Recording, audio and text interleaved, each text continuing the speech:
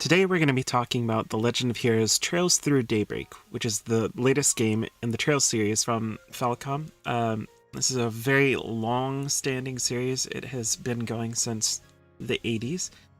The Trails series hasn't, but The Legend of Heroes has, and you'll understand what that means in a second. There is a little bit of a distinction there. So originally Trails Through Daybreak came out in around 2021 in Japan. It was originally released on the PS4, so you can see it's been a bit of time since it first released. So the way that Falcom kind of does their translations, at least for the Trails series, is they don't start the English translation until after the game already releases. So that leads to there being a pretty long period of time in between the original release and when it actually comes out, which is unfortunate for us because that means that there has already been a second game that we haven't gotten since Falcom releases games pretty quickly. So yeah, we've been waiting like 3 years for this game, and now it is finally coming in the summer of 2024. But in order to understand what Trails Through Daybreak is, let's take a little bit of a journey through history into The Legend of Heroes, which started PC systems like the PC-88, the MSX in the late 80s. So that was The Legend of Heroes Dragon Slayer 1 and 2. Very different games, so they were a lot more along the lines of something like a Dragon Quest, where top-down, a very traditional JRPG with a lot of those systems that you would expect from that sort of JRPG. You know, a lot of the games that you played on Nintendo Entertainment System, the original NES, and those sorts of games. But after that, we hop over to the Gargarv trilogy, which is something that people that know about Legend of Heroes might know about. Those were really re-released here much later on PSP. That takes place on a totally different world, and very different kind of combat. So it is not your traditional turn-based combat, though it does have some aspects of that. So although the PSP version is more of a traditional JRPG style combat, they changed that quite a bit. The original games were more of like a, you choose what your action would be, then your character carries out that action. It does combat in sort of an automatic way, which is very interesting, very different. It's kind of unfortunate that we didn't get those versions of the games because, from what I can understand, the stories for those were much better than what we got, and they played out much differently than what we got as well. They still might not have done amazingly well for us in NA, but I think they potentially could have done better than the PSP games did. So then, after that, you hop over to what is now known as the Trail series, the Kiseki series, which is, it all takes place on a single continent, which is the continent of Zemuria. Some people think that Gargarv might actually take place on the same world because of that, but, you know, it's hard to say. A lot of people also don't think that. They think it is very distinct worlds. But Trails kind of has its own continuity. It's very large and distinct, and there is a lot to it. First starts out with, you know, Trails in the Sky, which you're in the Liberal Kingdom, which is a small kingdom surrounded by the larger Erebonian Empire. Has most of that game is focused on the Bracer Guild, going through all sorts of different adventures with a couple of those characters. That goes for 3 games. The third game is a little bit different set of protagonists. Then it hops over to Trails of Azure, which is Crossbell, which is a small country, mostly just a single city, like a city-state sort of thing. And that is, you know, the special group within the police force of Crossbell. And then we go over to Trails of Cold Steel, which is the first of the series to be in a more 3D graphical style. Takes place mostly in the Erebonian Empire, which is this very large and maybe the biggest biggest state within the Zemuria continent that we've come across so far, right? That has 4 games, and it kind of goes into more detail about the conflict between the two different large powers of the region, the Empire and the Calvard Republic. You follow, the students of this military academy and how they get involved in that conflict and all of these different things. It kind of, in some ways, it's like the stories in Trails in the Sky, where it feels sort of similar to the Bracer Guild, but it is a bit different. And now we go to Trails Through Daybreak, Kuro no Kiseki. Takes things in a new direction. You have the Arc Ride Solutions Office, where the main character works as what is called a Spriggan, sort of detective, negotiator, bounty hunter sort of thing. Does all the things that these organizations like the Bracer Guild would not be able to do, because they're more lawful, and they do sort of the things that fall in between, like the gray areas, which is always my favorite place to go when it comes to different games, which is why I love things like The Witcher. Amazing stories that are like these gray areas. You aren't always going to be on the side of things that are lawful or the side of things that are chaotic. You are kind of in the middle. There are systems in the game that reflect this.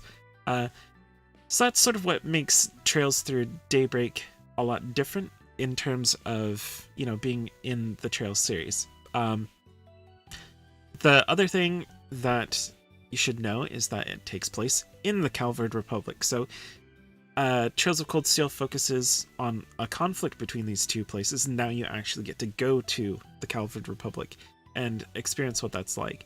And it opens up the map to this whole different area. So, as I mentioned a little bit, there has been a big conflict between these two different countries. You don't necessarily need to know all about that coming into this game. So that's one of the cool things about the Trails series, is it does have these jumping on points that you can go to. You don't have to start at the beginning. You don't have to start, at any point. But it is usually better to start within a certain series. So Trails in the Sky, obviously the first chapter. Trails of Cold Steel 1 is obviously another jumping on point. And now coming up, Trails Through Daybreak, that's another really good jumping on point. So if you bounced off one of these other games, so you weren't sure, this is another good point that you could jump on to these games. So kind of starts to talk about the conflict from the side of the Republic of Calvard. That conflict that has been going on is in sort of a lull state after a series of very large conflicts. So one thing that reflects the gray area that this game and then its sequel takes place in, is this new sort of karma system. It's like a morality system. So you might have had some of those sorts of experiences and things like, Knights of the Old Republic, or a lot of those sorts of games.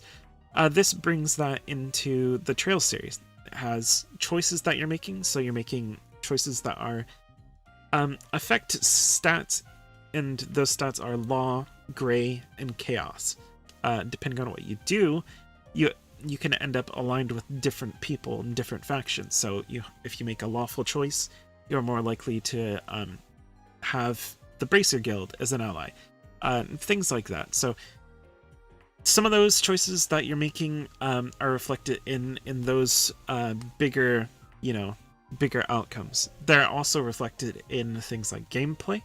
So there are a lot of different things that are subtly affected by this morality system.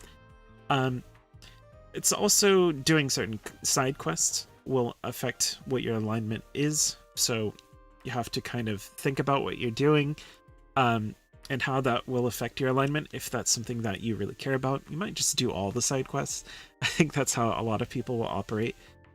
But it's also the alignment system affects actual gameplay. So if you're going into a certain dungeon, optional bosses might pop up that wouldn't pop up if you weren't a certain alignment. So that's kind of what you have to think about when you're going through this system. A big part of the Trails series has always been talking to NPCs, learning more about the world through those NPCs, and that has not changed in Trails through Daybreak. You'll be spending a lot of time talking to those NPCs, getting to know the world, going through side quests with these different NPCs. So that's really what a lot of the meat of the Trails series has always been. Talking to these people and watching how they change as time goes on. There's a lot more to that than there is in some other games. Some games, the NPCs are just like, you see them once and you never see them again, and they don't change the things that they say ever, and you can kind of just safely ignore them and follow through the main plot. The Trail series, you might see the entire story arc of a specific NPC as you're going through the story, which is really cool. That's one of the things that makes Trails unique, and a lot different than other JRPGs.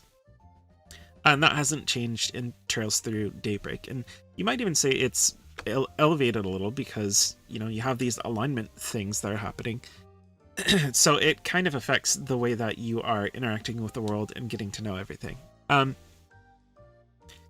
So I would say that is where Trails really shines. If you're the kind of person that does talk to every single NPC that you see, you'll definitely enjoy the Trails series.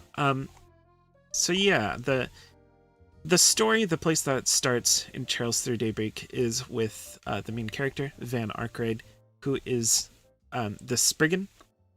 And he starts to get involved in things through this character named Agnes, and you get introduced to this character, and she comes to you with something that she needs done, and you're like the detective, right? So you investigate that, and things kind of explode from there into the story. The combat system in Trails through Daybreak is a bit more fast-paced than previous Trails games. And a big part of that is due to the action combat system. So you can swap between action combat, something similar to, the East games, and turn-based combat. So that is more of the traditional Trails style of combat. And this isn't something that you're going to be doing throughout every different combat situation. During boss fights specifically, you stay in the turn-based style of combat. So, but it does allow for things to get switched up. So if you're wandering out in the world, you happen to run into random enemies, you'll be able to go through the entire combat scenario in action combat. And that is something that I think is really interesting. We've seen something similar in Final Fantasy VII Remake, and I think it'll be in Rebirth as well. So that's something that these different developers are experimenting with. I think it's something that I actually like a lot. The ability to change in between turn-based and action combat on the fly it's really cool. It switches things up, it makes things different. You don't have to do the same thing over and over and over and over, because you can get into these situations where you're just going into turn-based combat and you're doing the same thing anyway. You're just pressing attack, auto attack, just press the attack button 500 times. That can get old. That can definitely get old. So allowing you to do it in action combat is pretty cool. So another thing that is great about Trails through Daybreak is that you're going into this different section of the map, a section of the map that you haven't been able to go through previously in the Trails games, and that is Calvard, the Calvard Republic, which is divided up into a bunch of different provinces. The place that you'll be starting out is the capital city of Edith, which is a very large kind of metropolitan area. It's you can think of it as sort of the New York of the Trails games. So it's the biggest city on the entire continent. which is saying something because Crossbell is huge if you played any of those games. It's a very big city, so Edith being bigger is a little bit surprising, to be honest. But that isn't the only place you'll be going to. You'll be going through different areas. So different areas like Langport, which is this port city, and it has a big population as well. Oracion, which is the old capital city of Calvard, since the Calvard Republic used to be a monarchy. So it's the old royal capital, no longer the capital. And you'll kind of be just hopping from city to city into these different areas of the map and exploring different areas, which is something that I think the Trails games do and I really enjoy. I like being able to go through different areas and see different new things. Some games just stick to one city. Trails even experimented with this in its own game, in Crossbell. Some people really like that because you can see how a city changes over time. But I think Trails still does a good job of doing that with a variety of different locations. You can still see the evolution of NPCs through presumably a fast travel system. I assume there will be one in this game. I don't know. But yeah, there's a lot to this game. There's a lot of things to like that I've seen so far, and if you really want to see what the game looks like for yourself, you can play it already. It's on Steam, but it's in Japanese, so keep that in mind. Before you head off to buy it right now, it is not in English yet. The English release is going to be in the summer of 2024, also later this year. Probably somewhere in the June to August area. I would guess more towards August than June. So if you want to play this game, it's going to be a little bit, but not too long.